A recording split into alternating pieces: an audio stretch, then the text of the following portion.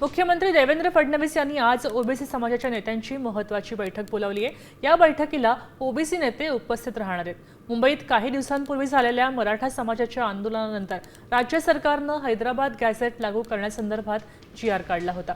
हा जीआर जाहीर केल्याने ओबीसी समाजाचं आरक्षण धोक्यात येईल अशी भीती ओबीसी संघटनांनी व्यक्त केली होती। त्यामुळे हा जीआर रद्द करायची मागणी जोर धरू लागली आहे। या मागणीच्याच अनुषंगाने मुख्यमंत्र्यांनी ही बैठक बोलावल्याचं कळत आहे।